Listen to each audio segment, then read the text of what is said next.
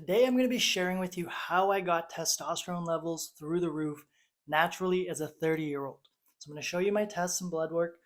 This is in Bulgarian, so a little bit of translating to do. I'm going to walk you through everything, but I want you to know that there was no steroids, no testosterone supplements, nothing exogenous going into my body. What I'm going to share with you is completely free. You don't have to buy anything to get these kind of results. We're talking about workout, sleep, diet, of course. Some things are going to be a bit controversial. Some things are going to be a little different to what you think. I'm sharing my experience, how I got these levels living. I am a coach. I've been coaching people for more than 10 years in integrated health and wellness. Of course, talking about diet, exercise, mindset, de-stress, sleep. So this is all the things that I do to take care of myself, a little bit of proof that what I do is working. And so one thing I forgot to mention while I was making this long form video is you'll notice I'm not huge. When you think about testosterone and bodybuilders taking testosterone to get big and jacked, there's a reason they're so big and jacked. One is the testosterone, the hard work, the effort.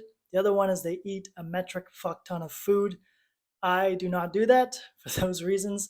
My muscles are not so huge. I eat a more moderate diet. I prefer strength training, a lot of skill work like handstands, one-arm handstands. And so a big part of my goal, as much as muscle is nice to have, I do not eat to have the size that regular bodybuilders have. So as much as we associate testosterone with that, there are many other things that happen in the body besides muscle building. And if you don't eat a lot of food, you're not going to build massive muscles. So before I get those comments and questions, especially for those of you listening to the podcast, in the video, I'm putting some pictures of myself, how I look, some of my training, just to get an idea. But again, I don't eat for mass. I train for a good, healthy body. So I just want to clarify that before people leave comments about it. So without further ado, let's look at some of the things. Again, this is just my experience, what I do, what I share with my clients to get them healthy and vibrant. You might disagree with me. That is totally cool. Leave it in the comments and we can discuss it. So firstly, we'll take a look at my tests. Sorry, it's in Bulgarian, but this last one right here, testosterone, it's written in English. Flag, this is the word for flag, is increased. Okay. So I have 32.9 nanomoles per liter. I believe that is the translation. And they're giving a range of 9.9 to 27.8. So we'll take a look at that in a second. But what I'm sitting at is at 32.9. If we go into Google, type in normal testosterone levels in men, we get a range of 300 to 1,000 nanograms per deciliter, okay, or 10 to 35 nanomoles per liter. So my measurements were done in Europe. So they're done in nanomoles per liter. North America, my understanding, goes in nanograms per deciliter. And so what we'll see is that I'm at 32.9. This Google range is giving me the height of 35. So let's do a quick little translational math. If I go in, 32.9 is about 948 nanograms per deciliter. So to put it into contrast, I found this article about normal testosterone levels in young men, because if you go to Google, it just gives you a very wide range of 300 to 1,000 as the acceptable limits. Of course, if you understand bodybuilding, testosterone replacement therapy, hormone therapy, as we age, people start to lose testosterone, and so they get replacement for it to keep their energy levels up, to keep the body fat low, to keep muscle up as well. So a lot of good, high quality functions are associated to testosterone. So generally speaking, we want higher testosterone. So I'm a male. Of course, I'm using male numbers here. So when we look at the male's statistics, we see these mean numbers. So you're either in the bottom normal, the middle, or the top tier. Those of you listening to the podcast, I'm going to explain this graph as best as I can. Basically, from the ages of 20 to 24, we have a certain normal mean. So in the middle is about 409 to roughly 500. I'm just going off this chart here. And as you get older and older and older, that number starts to lower. So just to put into perspective, if I'm looking at the age of 20 to 24, sitting at 948 puts me in the top 95 plus percentile of 20-year-olds. Yeah, I'm currently 30. As you go higher in 30s, I'm even higher up in that percentile. That is, there is not that many males with as much testosterone as me as we get older, and in the 20s, so 10 years younger than me, I still have higher testosterone than most males. So I just want to show you proof of concept, just give you some numbers, some understanding that what I'm doing is giving me a lot of benefit and results. And if your aim is to increase your testosterone levels, this is going to be very beneficial for you. So we're going to start off with workout and then get into diet, sleep, a few other things. I will say that workouts, I've done many different kinds, many of them work. The main concept I want to share with you is that you don't want to do a lot of excessive garbage trash cardio, and you want to focus on strength and hypertrophy training. Hypertrophy is muscle building. So how do we do that? Why do we do that? I'll get into a few different protocols, what I'm currently doing, what I recommend beginners do, and why I don't recommend cardio. So generally speaking, cardio is a stressor on the body that doesn't help to build muscle or strength. It actually works in the inverse direction. You can look at this in terms of athletes. If we look at sprinters, people that do 100, 200, 400 meters, they're generally very muscular versus people that run marathons. So we're looking at two extremes, two different body types. One body type is for sprinting, getting things done quickly, high muscle mass, higher testosterone levels. People that run marathons, they don't want to have a lot of muscle mass. Okay, it's an endurance training effect. Actually, your body wants to become smaller to make it easier to move. A 200-pound bodybuilder cannot really run a marathon that easily because it's got so much mass. A 130-pound man, much easier. So we have certain adaptations that are triggered in the body based on the way we train. And if you train for cardio, it tends to eat up muscle mass, especially when you're training in a state that you're aiming for a sweat, you're aiming to feel your heartbeat, but you're not really in the extremes that are beneficial. So when I'm talking about extremes, we have high intensity interval training, which scientifically, studies proven, does help to raise the testosterone level, does help to get you leaner, to help build muscle. This is done in a very sprint-like fashion where you go all out 100% for 10, 20 seconds, not a super long time. I'm not talking about something like a 30 to 60 minute treadmill or running session where you're just out there running, you're sweating, your heartbeat's going, but you're not really hitting that high intensity level state. But when we talk about the other end of the extreme, which I also find is beneficial, is slow and long distance walking. So here's the general rule. You either want to be sprinting all out, whether it's on a bike, in the pool, doing burpees, something that's safe and comfortable for yourself, or you want to be doing slow, long walking. Slow, long walking is very relaxing. It just burns the fat. I won't get into the energetic systems of the body, but walking does help to burn fat.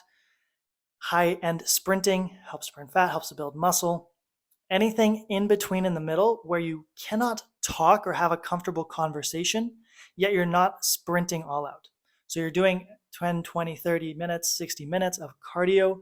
You're unable to talk because it's so intense, but you're not going so intense enough that you're basically unable to keep going. This is that middle ground of trash cardio that is not beneficial for you. I don't do that kind of cardio. I don't recommend doing it if your goal is higher testosterone, building muscle, longevity. If your goal is to run a marathon or triathlon, yeah, you need endurance training. That is a different topic here. So for testosterone and for building muscle, what we're trying to do in the gym with our workouts is to stimulate a hormonal response. A lot of times people talk about calories, burning calories. That's a waste of time if that's how your mentality is for working out.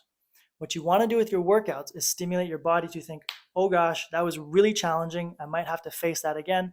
I better produce some results or adaptations that are going to make it easier the next time this happens to basically put up with it. So when we talk about weightlifting, strength training, doing push-ups, pull-ups, squats, we want this progressive adaptation where our body keeps getting stronger and we're forcing it to put on strength, forcing it to put on muscle.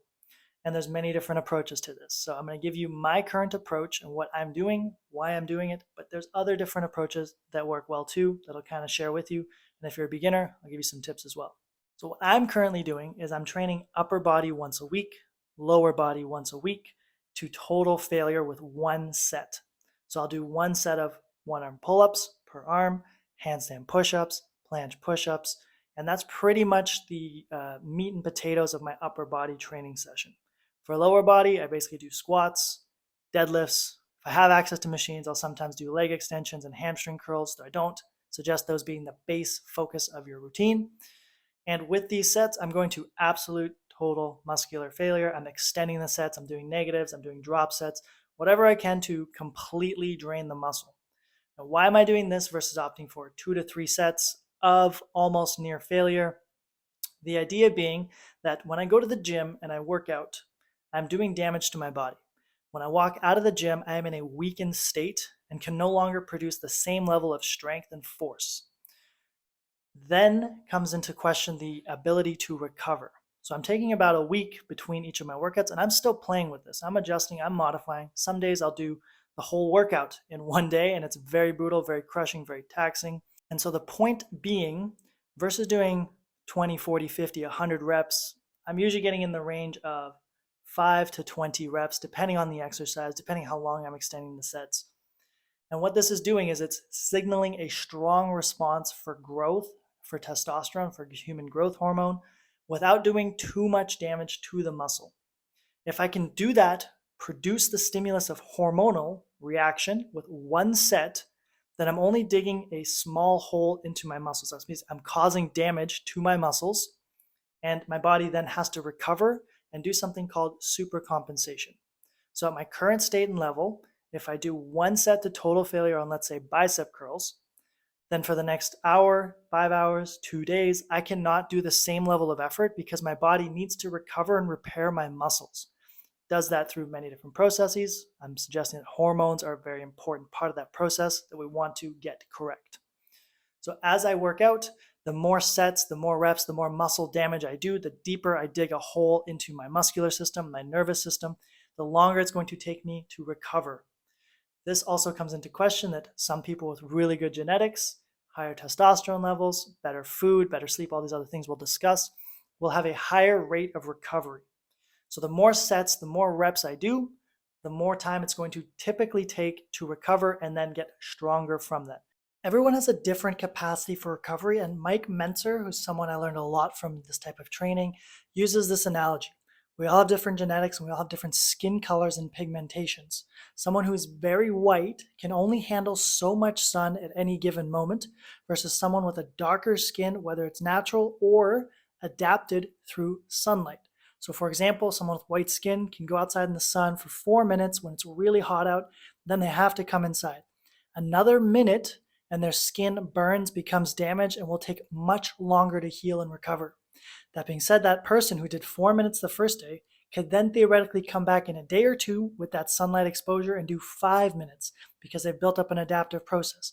After a few more days, a few more adaptations, build up 6, 7, 8, 9, 10, 20 minutes. They built up a tan. Now their body is much more used to the stimulus and the recovery is different. Versus someone who's from Africa with much darker skin, much higher tolerance to sunlight based on their genetics. So we all have different tolerance levels to exercise and how much we can take during any given time. What we tend to see with fitness magazines and bodybuilders is they take a lot of steroids, they take a lot of things that allow them to train for multiple hours a day, consecutive days in a row, because they have such high recovery ability due to the pharmaceuticals they're using. Natural people, even with high levels of testosterone, cannot heal and recover to that degree. So it's really important, just like with diet and any of the things I talk about, to gauge for yourself, hey, is what I'm doing working? Is the program that Rad's recommending or whoever else is recommending, is it actually producing the results that I want? Am I getting better? Am I getting stronger? My testosterone levels improving? Is my sleep improving? Am I getting leaner? Whatever your goal is, the workout program you're doing, don't just follow it blindly. Actually see for yourself the results working. It's just like having a tanning program. Okay, tan for 15 minutes a day. Well, if you're really white skinned, 15 minutes might be way too much for the first day. You might only need 4 minutes. If you're really dark skinned, you could probably take 45 minutes of tanning. So we're all genetically different. We all have different recovery abilities. Doing the one set is very useful because we're taking ourselves to full failure and then allowing ourselves to recover for multiple days afterwards, rather than just continuously beating ourselves up into a hole, which can damage testosterone levels. Due to excessive stress and attack on our body, when we're always breaking down, being in the gym, working out is a negative stimulus. The body doesn't like it. It breaks the muscle down. It's hurting us. It's bringing us down.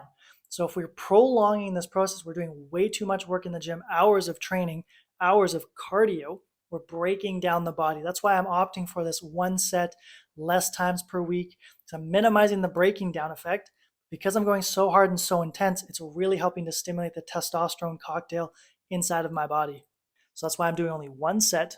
So I minimize the amount of muscle damage, but I'm maximizing the hormonal response because my body's going, shit, this is really hard, brutal. We took the muscle to the absolute limit. I need to get stronger. I need to build more muscle in case this happens again. If I do that multiple times in one workout, or if I do it too closely in a row, I don't give adequate time for recovery and then I start to plateau or worse, get negative symptoms. So we don't want to overstress. We don't want to overtrain the body. Mike Mentzer has been a great resource for me. I suggest looking him up on YouTube, listening to his talks. Very, very philosophical man and gets into the depths, spends hours. I've listened to hours of his talks explaining why this works and how his system is utilized. So if it's interesting to you, go check it out. Not to disparage 2 to 3 sets. I've done that many times in the past. It does work. This is the current way I'm doing it, and I'm enjoying it. So that is for you to decide on. Now, I want to get clear. If you're a total beginner and you have no experience working out, you should not be taking sets to failure.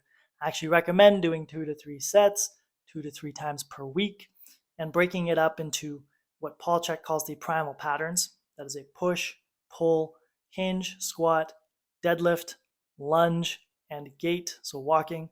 So for general population, a push would be like a push up, so pushing something in front of you horizontally.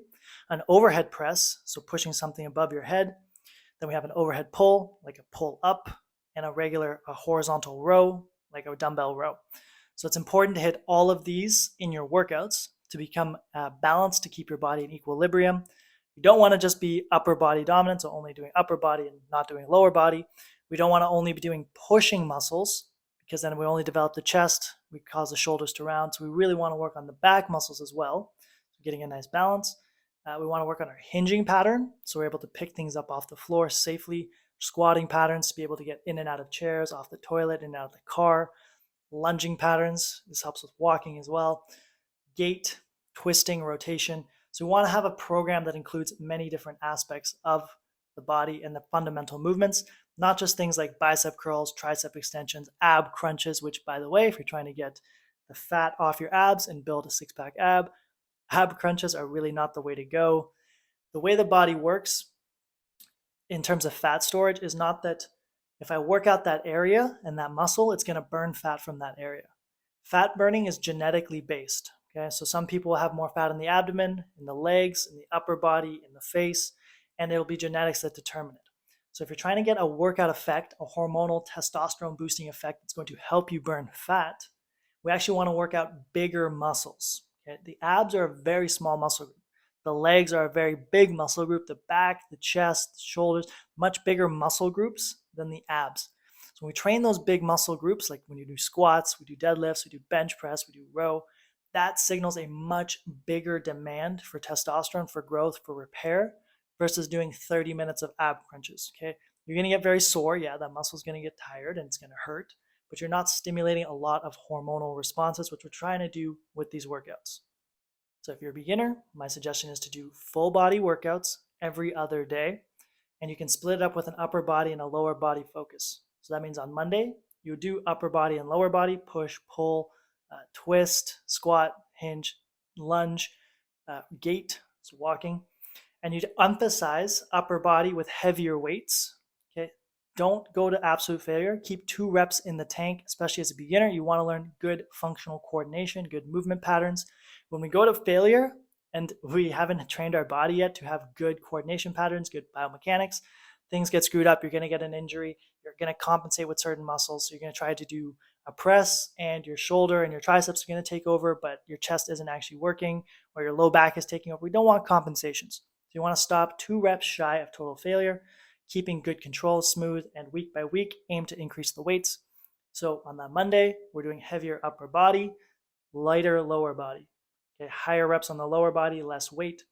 On the Wednesday, so Tuesday we take a break. On the Wednesday, we inverse it. We still do upper body, but lighter weights, really focusing on biomechanics and good movement. And then we increase the weight on the lower body. Take a break on Thursday, come back Friday. Again, we go higher emphasis on the upper body, lighter on the lower body. You can take 2 days off then if you'd like, or restart the cycle Sunday and just alternate every other day. If you don't want to go to the gym, if you're not sure how to start working out, I do have a body weight training program. I'll leave a link to it down below. This body weight training program helps with posture, helps with biomechanics, helps you understand everything you need to know in order to train for the rest of your life. Whether you're just using body weight or you want to start using equipment later, it's completely in-home, requires 0 equipment. It's made up of 3 different phases. Okay, so each phase progressively builds on the past phase. We include all these different movement pattern types. I program everything for you. So if you don't want to go to the gym, you just want to do program at home that's not too long. I think they're about 20, 30 minutes max each workout. Highly recommend grabbing that down below. For the more advanced lifters, we've been going through this a lot. If this sounds interesting to you, doing one set, one time per week, I'm telling you, I'm making really good gains. My muscles feel great. I'm getting a lot stronger. Check out Mike Mentzer. Check out Dorian Yates, one of the greatest Mr. Olympias of all time, had a giant muscular physique.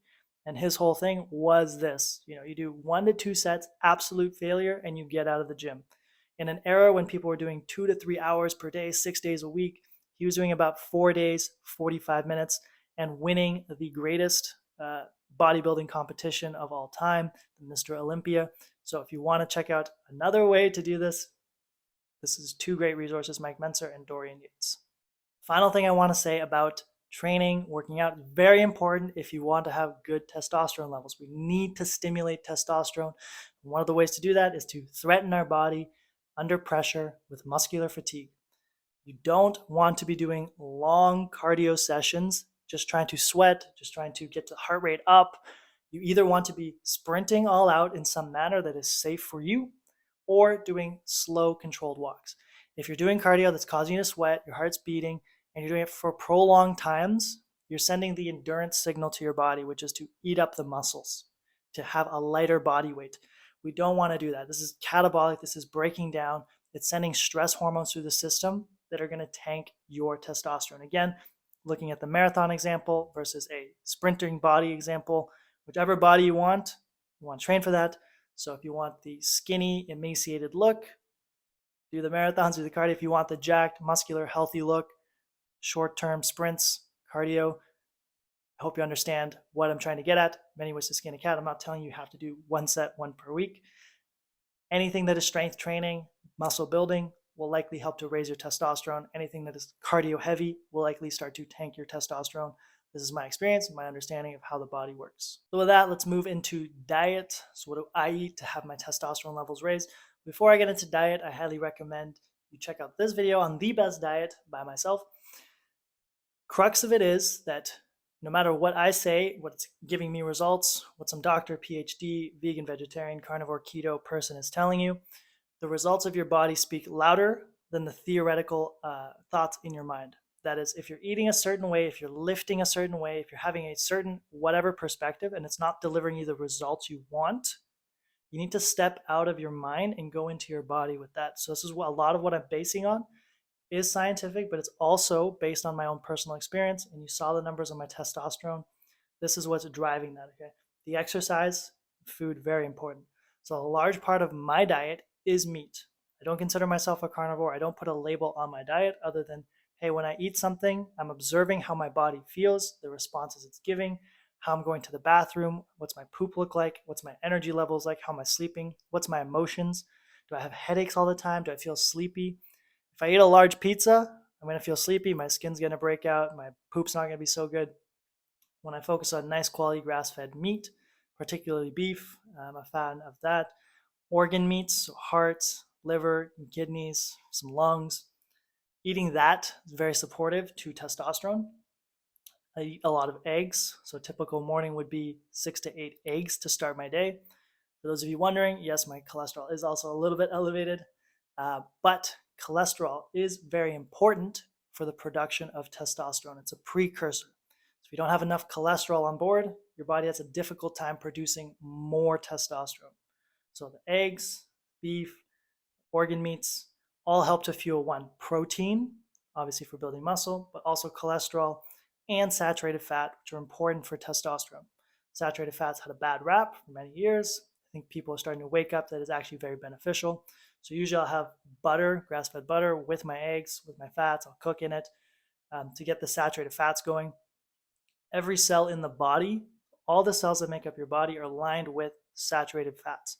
If you're not getting enough saturated fat in your diet, okay, vegans, vegetarians tend to be deficient in this. People that are avoiding fat, so low-fat diet, their cells become unhealthy over many years because they have to keep reproducing, keep regrowing themselves. And as it does that, if you don't give them the proper nutrition, you have inadequate, insufficient amounts to properly keep rebuilding your cells, and problems start to arise with that. So for me, my diet, for what does my body good, for what's raising my testosterone clearly, is a meat-focused diet, eggs. I don't do a whole lot of vegetables, especially raw vegetables. If you have any digestive issues and you're trying to help your testosterone, food is going to be major. So check out this video, 7 digestive tips that I use to cure my irritable bowel syndrome. At the height of my irritable bowel syndrome, I was eating a lot of salads, a lot of like whole foods that would be considered good for you. And I wasn't listening to my body all the time. So I'd be going to the bathroom and salad was just straight up coming out of me, undigested. Quinoa was coming out of me, undigested, gas, bloating, a lot of problems in the gut. If you have gut problems, you're going to have difficulty producing testosterone. So you want to fix the gut, address it through individual diet needs, watching what you eat, what comes out of you, how you feel. Okay. The other thing I do eat, fruits, so sometimes bananas, dragon fruits, certain melons. But again, I have to watch my body because certain foods I put in don't do me so good. And in Chinese medicine, in terms of digestion, we want to avoid cold foods, so things coming out of the fridge. Smoothies tend to be very cold, and raw vegetables. Okay, raw vegetables, very, very difficult to digest, so I let the animal digest it for me. I eat the animal. Okay, we want to get good quality source animals. If you're eating farm factory raised animals all the time, that is not so beneficial for you. There's many different problems we're not going to dive into during this episode. Just to know, so basics: meat, organ meat, eggs. Okay, I'm getting plenty of protein, saturated fats, cholesterols. For me, I feel totally cool with that based on everything I've done. If this sounds completely out of left field for you, there are plenty of resources that can explain this way better than I'm going to be able to do in this short little episode. Cholesterol Clarity is a book. The Big Fat Lie is a book. There's many different books written as to why cholesterol and saturated fat have been villainized for many years through scientific research and manipulation of data that is just absolutely false and incorrect. Don't take my word for it. Feel free to dive into that. I'm just sharing you my results, what has worked for me, and what has given me the high level of testosterone. Fasting, along with diet, is also a major component of what I do. So every day I'm fasting between 12 to 16 hours. Once every week or two, I'm doing a 24-hour to 36-hour fast. Those are my general recommendations. Understand that when you fast, your body goes through a repair process, autophagy, where old cells are destroyed, eaten up, taken out, and healthier cells are starting to build and compound and get stronger. This helps to clean out the digestion, helps with food absorption. So if you have any digestive issues, very useful. Also, it typically helps to lower your weight. Higher body fat percentages are correlated to lower testosterone levels. So the lower your body fat percentage is, within reason, the better your testosterone is going to be. So if you have higher levels of body fat, let's say you're in 20, 30, 40%, you're obese, you're going to have higher levels of estrogen, which is going to inhibit testosterone in a sense. So if you want to have higher testosterone, losing the weight is going to be very beneficial for you. And in losing that weight and increasing the testosterone, that helps. The higher testosterone levels typically will help you burn more fat, build more muscle, live a healthier lifestyle. And on the other end, we have something called human growth hormone, very, very important for maintaining muscle mass, bone density, good sharp memory, good heart function. As you fast, at about the 24-hour mark, we have about a 5x increase, a 5 times increase of human growth hormone. At around 37 and a half hours, we have about 10x the normal amount of growth hormone circulating through our body. So when our body stops having outside forces of food coming in, sources of food coming in, we start having to rely on the hundreds of thousands of calories that are stored on the body. This helps us tremendously, triggers a lot of beneficial things, and can help raise testosterone and growth hormone levels. So again, I'll make that recommendation, 12 to 16 hours per day. So if you wake up and you start eating at 8 a.m. and you stop eating at 8 p.m., that is a 12-hour eating window. If you start eating at 8 a.m. and you finish at, let's say, 4 p.m., that is a 16-hour eating window, where you basically eat for 8 hours, at 8 a.m. to 4 p.m., and then you stop eating for 16 hours. The more you increase that length, the more weight you're going to lose, higher your growth hormone is going to be, better your hormonal cocktail in the body will be to help promote testosterone. It's also going to help with weight loss. And if you want more protocols, if you want to lose weight, I do have a book called How to Lose Weight Without Working Out or Counting Calories. I do promote working out. I wrote this book with the intention to give a lifestyle approach to weight loss in a holistic manner. It is a best-selling book on Amazon, so go check it out. I'll put the link down below, How to Lose Weight Without Working Out or Counting Calories. The next thing we need to address is sleep. Sleep is crucial. If you're doing the first two things right, but you're not sleeping well, it's going to tank your testosterone. The way the body works with sleep, and of course this is going to vary slightly based on your region, season, if you're higher up, if you're closer to the equator, vary it to yourself. But the general rule is you want to be sleeping around 10 p.m. because from 10 p.m. to 2 a.m., your body's circadian rhythm, that is your hormonal clock, is functionally producing the most amount of testosterone and growth hormone during this period when you're sleeping. So if I skip the 10 p.m. to 2 a.m. and I go to bed at 1 a.m. or 2 a.m., I've skipped the most precious part of my cycle where testosterone and growth hormone is produced. From 2 a.m. to 6 a.m., that is more brain and mental clearing, healing for the brain. 10 p.m. to 2 a.m. for the body. So we want to make sure that we're sleeping, getting to bed around 9:30. The biggest tip I can give to you for this one is that your sleep actually starts in the morning. So wake up at a consistent time, no matter what. If it's the weekend, if it's the weekday, if you're traveling, if you went to bed at 3 a.m., be consistent in the time that you wake up. So for me, I set my clock to 5:55 a.m. every morning. That is the time I wake up, no matter how much or how little sleep I've gotten. This really helps to regulate the body system, help to regulate testosterone, cortisol, a lot of different systems in the body. And when you wake up in the morning at a consistent time, it's really important to go outside and get as much sunlight into your eyeballs as possible. So take off the sunglasses, take off the prescription glasses if you're wearing them. Go for a 5 to 10 minute walk outdoors. And this helps to give you a cortisol spike. So it helps you raise your cortisol in the morning, give you energy. And then it triggers like a dynamite stick for the next 14 to 16 hours of hormonal releases, such that when now I've woken up at 6 a.m., gotten the sunlight, by the time 8 or 9 p.m. comes around, I am tired and fatigued because of this initial thing I did in the morning. If I experience this cortisol spike later in the day at like 8 a.m., 9 a.m., 10, 11 a.m., well, now my body's not going to feel tired until 1 or 2 a.m. And even though you want to go to sleep at 9:30 or 10, your body is staying awake because of this hormonal impact. So wake up in the morning at a consistent time, at 5:55 a.m., 7 a.m., whatever it is for you. Get outside and get sunlight on your eyeballs. Of course, if it's cloudier, you're going to need a bit more time. If it's very sunny, you don't need as much time. Gauge for yourself, see for yourself. With all the things that I'm teaching and telling you in this podcast, feel it for yourself. Don't just take my word for it. I am not God, all-knowing consciousness. I'm just sharing my experience as a coach, 10 years plus experience, my blood work, my tests on testosterone. Next, of course, we have to address stress. Stress is such a key component to your body's ability to produce testosterone. So in nature, we have a very, very smart system in the body that helps to dictate where blood goes. So we have about 100,000 kilometers of blood vessels in the body that can act and change and shift to move resources, that is oxygen, fuel from the blood, to certain parts of the body. When my body perceives me as being in danger, that is a predator is attacking me or I'm chasing down prey, it will direct blood flow towards my muscles. So I need energy, I need explosive reaction right away in the moment, and the body is very able and capable to shift that.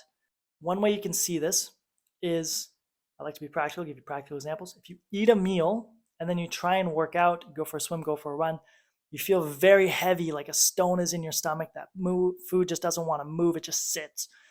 That is an example of the blood moving away from the digestive system, from the organs, moving to the muscles, and there's not enough to support the movement of digestion of the food and processing it, so it just sits and feels very heavy. What's usually supposed to happen, we eat a meal, our parasympathetic nervous system activates, that's our rest and digest, our relaxation. So notice if you have a pizza, some popcorn, some ice cream, some chips, a burger, you tend to become lethargic, you tend to want to chill and relax, not work and produce more. So in nature, this is a great function, right? We need immediate access to our calories, our stored foods, oxygen to rush through our muscles, adrenaline, so that we can hunt and not be hunted to survive. Our heart function, our digestive function, our liver, our spleen is subordinate. Okay, it doesn't matter if those are getting enough blood flow and adequate resources if I'm going to die in this moment, right? In nature, you're going to die right now. We need to divert all resources to keeping you alive. And then when we have time, when there's no predators, then we can go on to produce testosterone to heal the body. So when you're constantly in this stress state, your body is taking that cholesterol, okay, and converting it into cortisol. Cortisol is a breaking down hormone to help release energy so that we can fight, flight, stay in this wired state all the time, not sleep. When cortisol is relatively low, when we're not signaling that stress response, then cholesterol is able to convert into testosterone, which is repair, growth, youth, staying young. But in order to do that, we need to de-stress. Okay? Everything in our lives, taxes, mortgage, boss calls, you missed this turn on the highway, you're stuck in traffic. All this stuff is sending the signal that your body is under attack by a predator. And it's constantly converting cholesterol to cortisol, stressing you out over and over and over, which is reducing the amount of ingredients or cholesterol or response hormonally to the body to produce testosterone. So I hope you understand that working out, the food, sleep, it's all working to stress or de-stress your body in a way that creates a hormonal cocktail that is supportive of testosterone, of energy, of life, of muscle, of strength, or it's doing the exact opposite. So we have to have a few practices to help us. Something very simple, obviously meditation. I'm currently working on a meditation video. If it's done, it'll be uploaded here. Otherwise, just check my channel, check my podcasts. Meditation, very useful tool to hit the de-stress button. Breathing, anytime you're feeling stressed out, take 3 deep inhalations deep into the belly through the nose will help calm down the nervous system. The more times you can bring out throughout the day to take 3 deep breaths through the nose, boom, we're triggering testosterone release by decreasing the amount of stress hormones happening in our body that is causing the cortisol and the adrenaline to be released. So taking 3 deep breaths over and over and over, days, months, years, it's going to help you raise your testosterone levels. Doing a practice like QiGong, yoga, walking for 10 minutes after a meal, very, very excellent thing you can do to help lower stress levels, to encourage testosterone. If you need guidance in meditation and QiGong in practice, I do run weekly live classes, something called the Good QiGong. I'll leave a link for it down below in the description. Usually it's happening on Saturdays, 9-10 a.m., live over Zoom. All classes are recorded, so you have access to the recordings. And during the classes, we do full body movements to help with joint pain, muscle pain, and specific emotions as related to Chinese medicine. We also finish with a strong meditation that helps you build non-reactivity, control over your mind, and concentration, along with willpower. So if you're struggling with any of those, come join me for a class. There's a link in the description if you want to come try it out, get a free trial to a live class. That is the Good QiGong if you want to get live training with me in a group environment. Thanks for listening all the way through this episode, whether you're watching it on YouTube, listening to it on a podcast. I really appreciate your time, energy, and attention. If you enjoyed and got value from this, the way I want to grow this channel is organically. So if you can share this with one other person who you think would benefit from this knowledge, that would be much appreciated. I'll leave you with one of my favorite quotes. Easy choices, hard life. Hard choices, easy life by Jerzy Gregorek. Essentially saying that when you take the easy way out, easy choices, you have a much more challenging life. Okay? Easy choice to stay in, to order food, to stay up all night, to not have de-stress practices. Hard choices, go to the gym, work out, feel the pain, feel the muscle burning, eat real food, get quality sleep, have good relationships, de-stress yourself, meditate. The more hard choices we make, the easier our life actually becomes. So I'll leave you with that. Thank you all for listening and have a lovely, wonderful day.